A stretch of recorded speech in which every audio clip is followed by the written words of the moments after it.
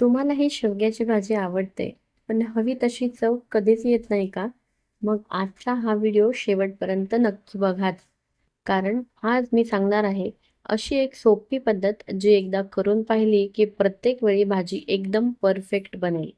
चला तर मग व्हिडिओला लगेचच सुरुवात करूया. इथे मी मध्यम आकाराचे 3 कांदे घेतलेले आहे आणि ते कांदे आपण मोठ्या साईजमध्ये कट करून घेणार आहोत. आपल्याला कांद्याची साईज ही स्क्वेअर अशी हवी आहे. तुम्ही बघू शकता अशा पद्धतीने आपल्याला हे कांदे कापून घ्यायचे आहे. अर्ध्या वाटीला कमी इतकं खोबरं मी छान किसून घेतलेलं आहे. हे सुकं खोबरं आहे. हे अशा पद्धतीने आपण किसून घेऊया. आता एका कढईमध्ये साधारण 2 ते 2.5 चमचे इतकं तेल घालून घेतलेलं आहे आणि तेल छान गरम झाल्यानंतर आपण कापून घेतलेला कांदा यामध्ये आपल्याला टाकून परतवायचा आहे. कांदा मध्यम आचेवरती आपल्याला साधारण 2 ते 3 मिनिटं इतका परतवायचा आहे आणि यामध्ये मी 3 हिरव्या मिरच्या घातलेल्या आहे आणि 10 ते 12 लसणाच्या पाकळ्या, अर्धा इंच अद्रक. तुम्हाला तिखट जर कमी हवं असेल तर तुम्ही यात 1 किंवा 2 इतकी हिरवी मिरची घालू शकता आणि लसणाच्या पाकळ्या मी 10 ते 12 घेतलेल्या आहे, अर्धा इंच अद्रक. आता हे मिश्रण आपल्याला साधारण 3 ते 4 मिनिटं छान परतवून घ्यायचं आहे. हे मिश्रण आपल्याला कच्चं किंवा खूप जास्त परतवायचं नाहीये. मध्यम आपल्याला हे म्हणजे अगदीच सोनेरी होईपर्यंत आपल्याला हे मिश्रण परतवून घ्यायचं आहे. तुम्ही बघू शकता अशा पद्धतीने हे मिश्रण परतवून झाल्यानंतर आपण जे किसून घेतलेलं खोबरं आहे ते यामध्ये घालून आपल्याला पुन्हा हे मिश्रण साधारण 3 ते 4 मिनिटं परतवायचं आहे. हा मसाला परतवत असताना आपल्याला गॅसची फ्लेम लो टू मीडियम अशी हवी आहे. आता हे मिश्रण 3 ते 4 मिनिटं परतल्यानंतर आपण यामध्ये मसाले घालून घेऊया.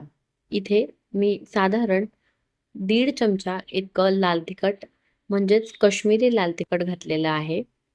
1 चमचा इतका कांदा लसूण मसाला, पाव चमचा हळद आणि 1 चमचा इतका गरम मसाला. आता हे मिश्रण पुन्हा आपण 2 ते 3 मिनिटं परतवून घेऊया आणि यामध्ये धुवून मी कोथिंबीर घातलेली आहे.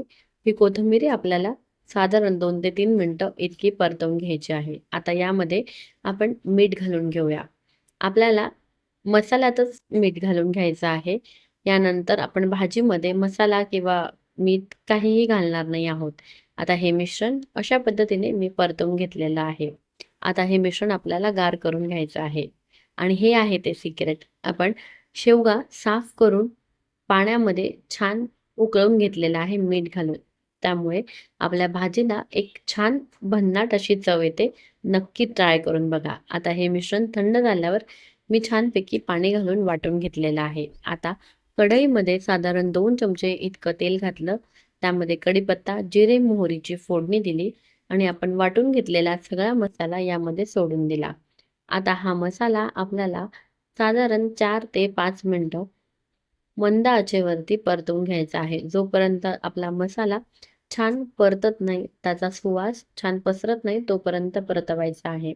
म्हणजे मसाल्याचा जो कच्चेपणा आहे तो जाईपर्यंत आपल्याला मसाला परतवून घ्यायचा आहे आणि आपण उकडून घेतलेल्या ज्या शेवग्याच्या शेंगा आहे ते पाणी आणि शेवगा आपल्याला या मिश्रणात म्हणजेच मसाल्यात घालून घ्यायचं आहे आणि ही भाजी आपल्याला जवळ-जवळ 15 ते 20 मिनिटं छान मध्यम आचेवरती शिजून घ्यायची आहे आणि आता आपण शेवगा शिजला आहे का हे चेक करूया.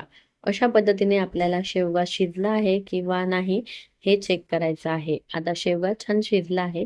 गॅसची फ्लेम बंद करूया आणि धुवून चिरून घेतलेली भरपूर सारी कोथिंबीर यावर घालूया. तयार झाला आहे आपला झणझणीत, चमचमीत असा मसाला शेवगा. ही रेसिपी तुम्हाला आवडली असेल तर व्हिडिओला एक लाईक नक्की करा.